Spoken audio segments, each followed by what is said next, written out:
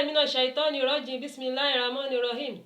Wassalatu wassalamu ala sayyidina Muhammad wa ala alihi wa sahbihi ajma'in.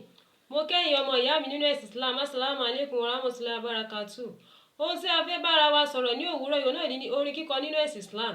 Ǹjẹ́ ó dáa fún ọmọbìnrin láti máa kọrin nínú ẹ̀sìn Islam? Àdísì Ànábì wa Muhammad sọ báyìí pé sọ́ọ̀tún nìsáì hasina. Ìtumọ̀ ẹ̀ ni wípé ohùn obìnrin ṣìnà ni. Lápèjúwe obìnrin tó ní ohùn dídùn lẹ́nu, táwọn ọkùnrin bá gbọ́ ohùn bẹ́ẹ̀, ó ṣeéṣe kí ṣìnà bẹ̀rẹ̀ láti ibẹ̀.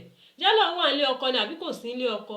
Ṣùgbọ́n àwọn obìnrin tó bá mọ̀ pé o fẹ́ kọrin, tó mọ̀ wípé o lè ṣọ́ abẹ́ ẹ, tó mọ̀ wípé o lè ṣọ́ ara ẹ nínú gbogbo tí Ànábì ò fẹ́ kó ṣẹlẹ̀ yìí, tó bá kọrú orin bẹ́ẹ̀ tó mú ọgbọ́n dání, orin ẹ̀sìn àti orin làákàyè, wàá tún gbaládá lọ́dọ̀ Ọlọ́run, wàá gbaládá ní ayé, wàá gbaládá lálìkẹ́ àmọ́.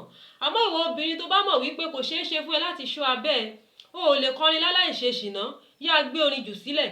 Nítorí wípé orin kíkọ tó bá ń kọrin pẹ̀lú ṣìnà, o ò ní ládàwọn kan tó lè gbà níwájú Ọlọ́run, yóò tún kó bá ẹ lọ́jọ́ ìgbéǹde àlìkìyámọ̀ ni. Ṣùgbọ́n tó bá mọ̀ wípé o lè ṣọ́ ara ẹ, o lè kọrin ẹ̀sìn, tó dẹ̀ lè ṣọ́ abẹ́ ẹ, ṣọ́ ìrìn ẹsẹ̀, má rìnrìn kùnrin, kọrin ọgbọ́n, ó lẹ́tọ̀ọ́ fún ẹ láti kọrin. Assalamu alaikum wa rahmatullahi wa barakatuh.